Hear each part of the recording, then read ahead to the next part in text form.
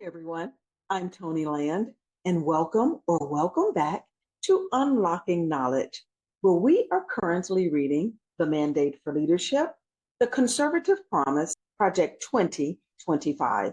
Now, this was written in 2023 by the Heritage Foundation. Now, just a reminder for some, and maybe new information for others, on why we are embarking on this unlocking knowledge journey. And it really goes back to my people being destroyed because of a lack of knowledge. And so we are intentionally stepping back from being spoon fed information that then shapes our thoughts and our opinions. And we are being intentional again in really leaning in and getting information for ourselves so that then we can step away and prayerfully seek God and form our own thoughts and our own opinions. And so we are reading this book word for word. And with all that being said, I'm not offering my thoughts or opinions either, as I don't want to be an influence on you. So in our last time together, we actually finished up chapter 4, which is a part of section 2 entitled The Common Defense. I encourage you to, one, subscribe to the Unlocking Knowledge YouTube channel, and there you can find all of the previous recordings and catch up or get caught up to date on our current readings. So let's dig right in to our reading for today. Our reading for today starts in Chapter 5, Department of Homeland Security, written by Ken Cuccinelli.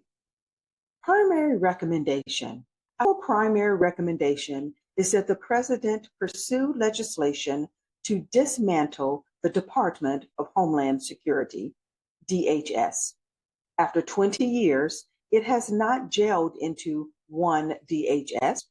Instead, its various components' different missions have outweighed its decades-long attempt to function as one department, rendering the whole disjointed rather than cohesive.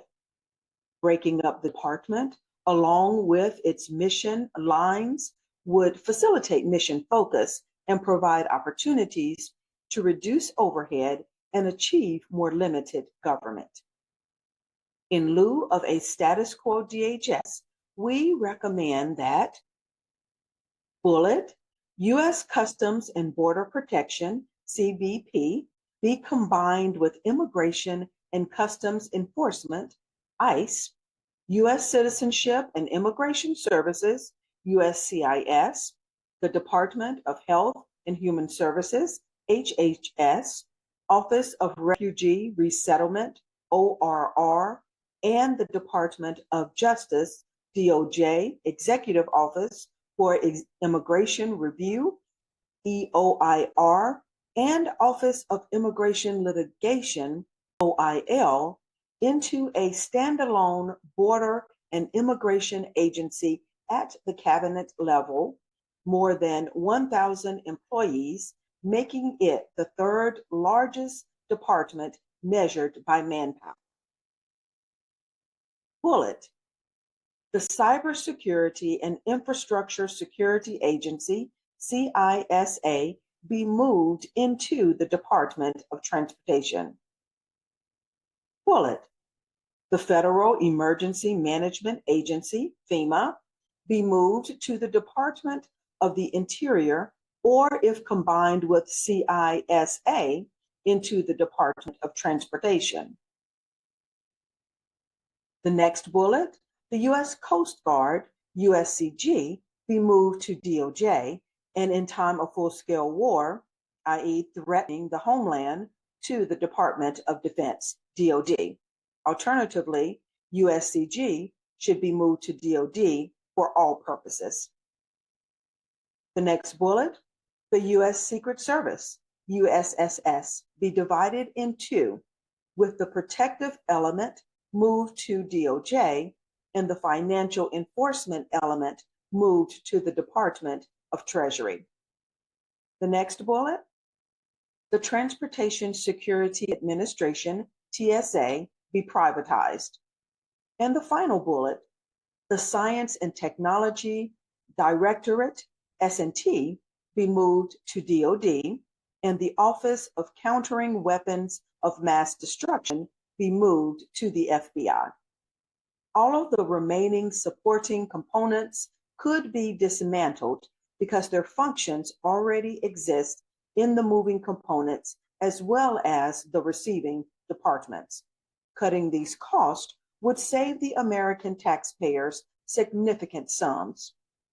Unless and until this dismantling recommendation is pursued and achieved, however, DHS will statutorily continue to exist, and it needs many reforms.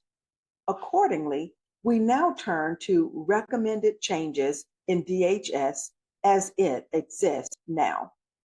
Mission statement. The Department of Homeland Security protects the American homeland from and prepares for terrorism and other hazards in both the physical and cyber realms, provides for secure and free movement of trade and travel, and enforces U.S. immigration laws impartially. Overview. The Department of Homeland Security, DHS, was created in the aftermath of the terrorist attacks of September 11, 2001, and subsequent mailings of anthrax spores.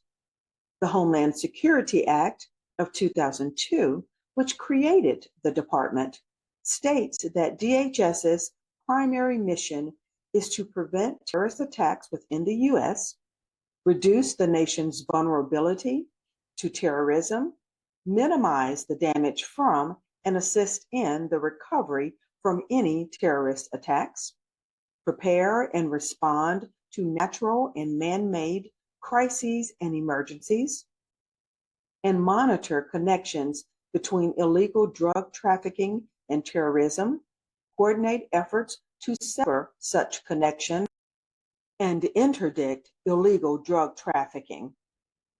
Unfortunately for our nation, the federal government's newest department became like every other federal agency, bloated, bureaucratic, and expensive. It also lost sight of its mission's priorities.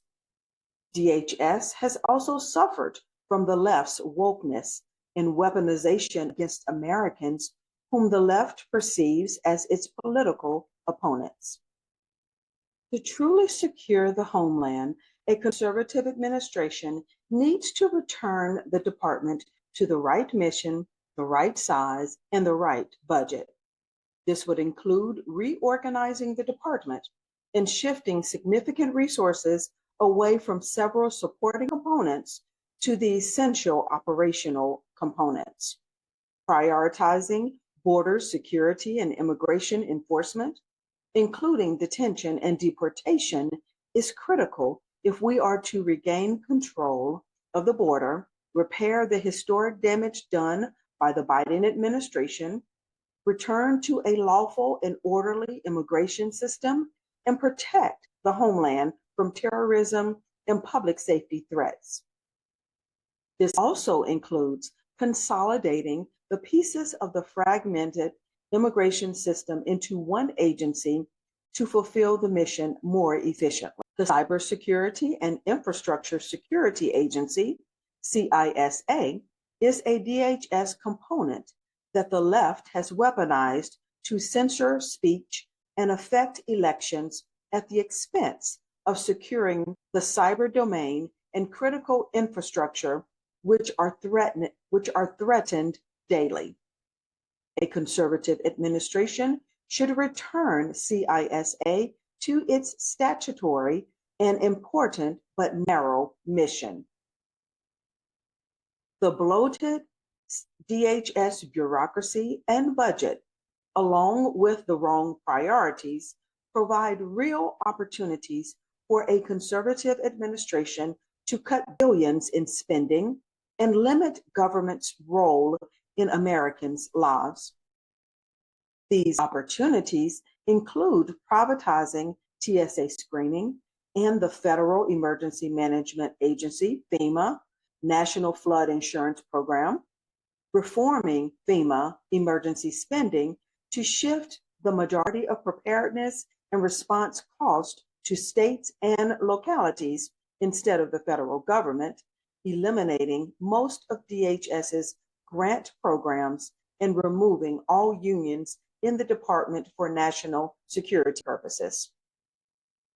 A successful DHS would secure and control the border, thoroughly enforce immigration laws, correctly and efficiently adjudicate immigration benefit applications while rejecting fraudulent claims, secure the cyber domain and collaborate with critical infrastructure sectors to maintain their security, provide states and localities with a limited federal emergency response and preparedness, protect our coast and economic zones, protect political leaders, their families, and visiting heads of state or government, and oversee transportation security. Subheading, Office of the Secretary, SEC. In the next administration, the Office of the Secretary should take on the following key issues and challenges to ensure the effective operation of DHS. First subheading under Office of the Secretary, expansion of dedicated political personnel. The Secretary of Homeland Security is a presidentially appointed and Senate-confirmed political appointee, but for budgetary reasons, he or she has historically been unable to fund a dedicated team of political appointees.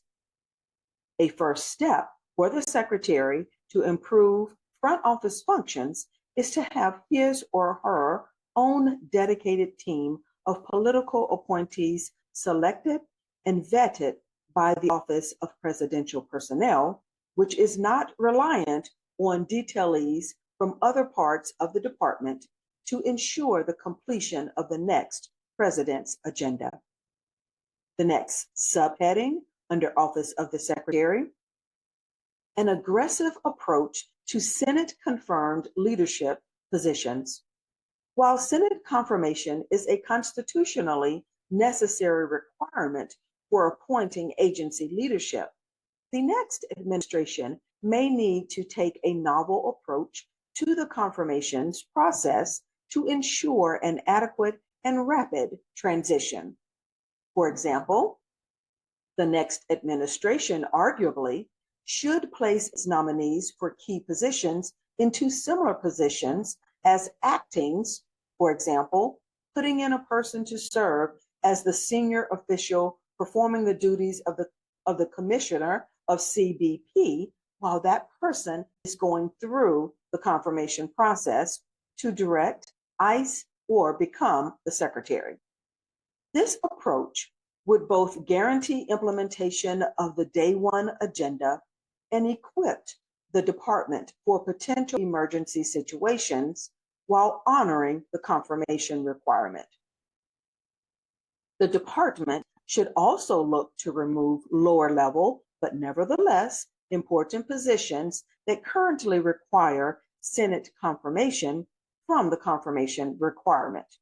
Although this effort would require legislation and might also be mooted in the event of legislation that closes portions of the department that currently have Senate-confirmed leadership. The next subheading under Office of the Secretary, clearer, more durable, and political-only line of succession. Based on previous experience, the department needs legislation to establish a more durable but politically oriented line of succession for agency decision-making purposes. The ideal sequence for line of succession is certainly debatable, except that in circumstances where a career employee holds a leadership position in the department, that position should be deemed vacant for line of succession purposes, and the next eligible political appointee in the sequence should assume acting authority. Further, Individuals wielding acting secretary authority should have explicit authority to finalize agency actions, including regulations, to ensure that the department's Homeland Security mission is fulfilled. The next bullet under Office of the Secretary: soft closure of unnecessary offices. Pending a possible presidential decision to shrink or eliminate DHS itself, the next administration will still have the obligation to protect the homeland as required by law. The Secretary therefore can and should use his or her inherent discretionary leadership authority to soft close ineffective and problematic corners of the department. While those corners are to be determined, the Secretary could shift personnel, funding, and operational responsibility to mission-essential components of the department, including the Office of the Secretary itself. This effort not only would make the department more efficient, but also would support a legislative move to shrink or dismantle the department by showing that the agency can fulfill national security critical functions without its current bloated bureaucracy. Next subheading under Office of the Secretary: restructuring and redistribution of career personnel. To strengthen political decision-making and ensure that taxpayer dollars are being used legally and efficiently, the Secretary should make major changes in the distribution of career personnel throughout the department.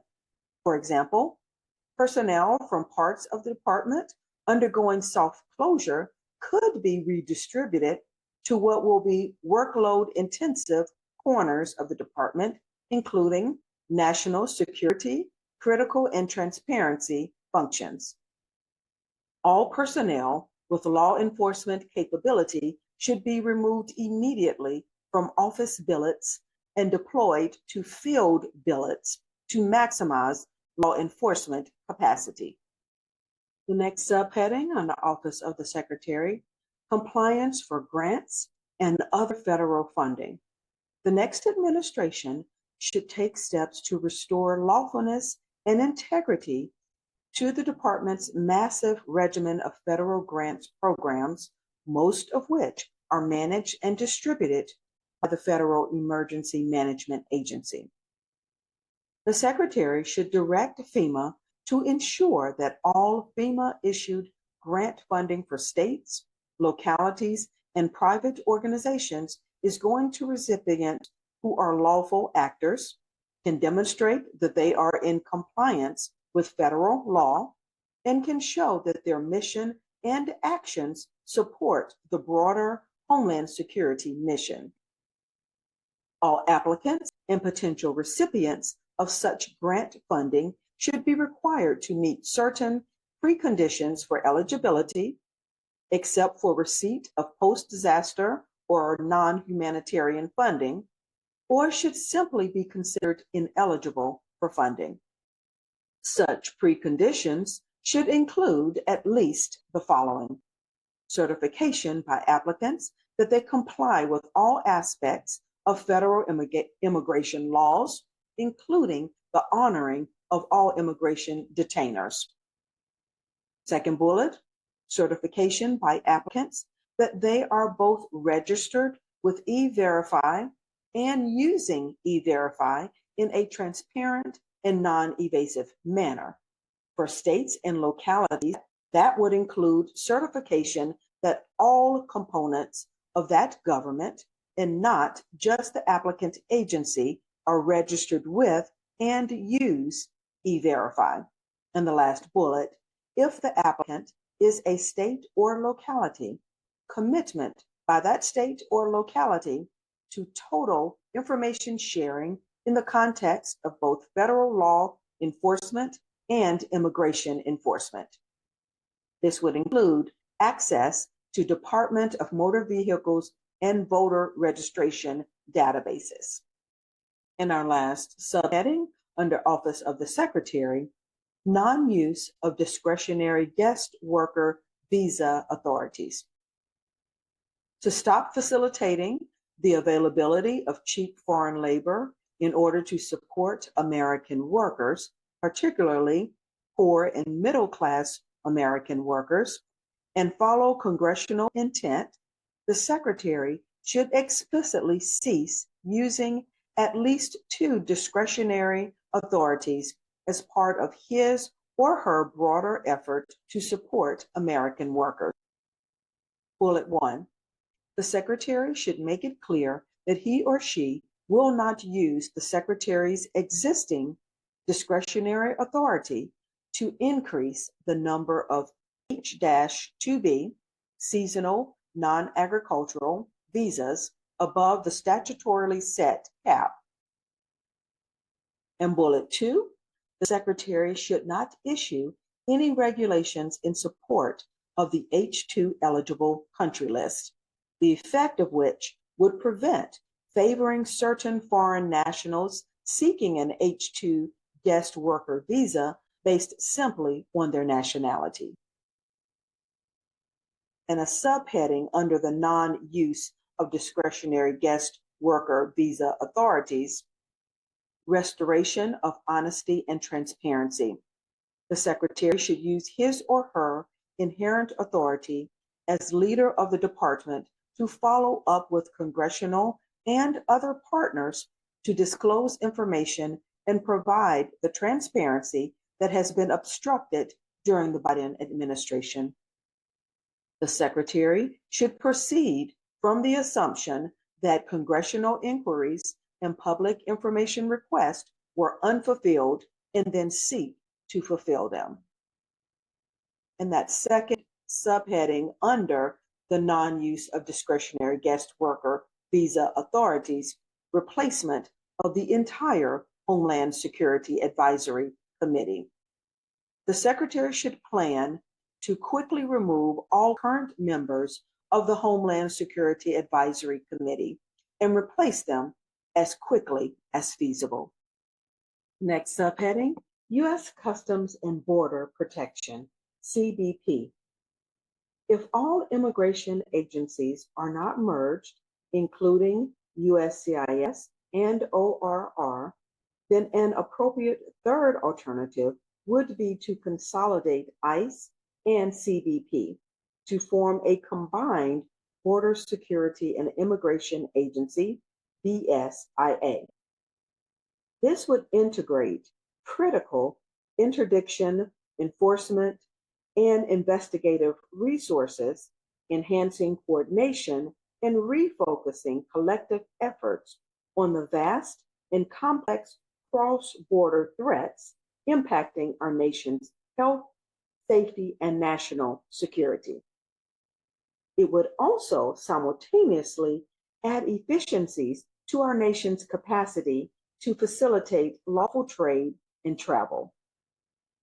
The BSIA should establish clear mission requirements, responsibilities, and mandates under existing law regarding the persistent need for and utilization of U.S. military personnel and resources to assist BSIA with increasing whole-of-government efforts and long-term strategy to secure our nation's borders effectively. In addition, appropriate elements within the newly created BSIA should be designated as part of the U.S. national security and intelligence community. A conservative administration should eliminate any prohibitive guidance, direction, or mandate from DHS or the administration that curtails or limits CBP from publishing detailed border security and enforcement data not impacting intelligence, interdiction, and investigative operations methods or sources. DHS should issue a regulation mandating that CBP publish accurate and timely border security data readily available to the public on a regular basis that avoid White House and DHS leadership review and approval. The White House should grant the authority for CBP and DHS executives to utilize component aviation assets under the Office of Air and Marine, OAM. CBP and DHS have worldwide missions with personnel and facilities that are deployed across the globe and in every state in the U.S. With a CBP workforce alone of more than 60,000 people, 240,000 plus for DHS, encompassing more than 1,000 sea, land, and airports, it is essential that the commissioner, deputy commissioner, secretary, and deputy secretary can travel efficiently to facilities to maintain appropriate situational awareness across the department's vast mission set and interact with the expansive workforce. Although CBP operates one of the largest aviation components of any domestic U.S. law enforcement agency, executives are prohibited from utilizing the agency's aviation assets to facilitate official travel. Executives are required to fly on commercial airlines, and this requirement significantly limits their ability to have classified communication and takes them offline for extended periods of time. Border Patrol and OAM should be combined with CBP. BP has more than 20,000 personnel, and OAM has approximately 1,800. OAM's assets are dedicated in support of BPP operations the vast majority of the time, yet redundant approvals, strategies, and independent hierarchical commands serve as impediments to efficient and practical resource deployments. CBP should restart and expand the use of horseback-mounted border patrol. As part of this announcement, the Secretary should clear the records and personnel files of those who were falsely accused by Secretary Alejandro Mayorkas of whipping migrants and issue a formal apology on behalf of DHS and CBP. The Secretary should combine the Office of Trade, OT, and Trade Relations with the Office of Field Operations, OFO. The OT is the smallest of CBP's components, and its operational counterpart, OFO, has a workforce of more than 30,000. OT's function is interwoven with that of the OFO operational counterpart. Combining OT with OFO would achieve streamlined operations and increase OT's capacity and capability by leveraging OFO's expansive resources. CBP, ICE, and USCIS all have the authority to issue notices to appear, NTA, to removable aliens in their presence, which begins removal proceedings. In most instances, CBP should turn illegal aliens over to ICE for detention, and ICE can then issue any needed NTA. CBP should issue NTAs only in limited situations for humanitarian reasons, such as medical emergencies. In addition, CBP should eliminate use of notices to report, NTR, altogether.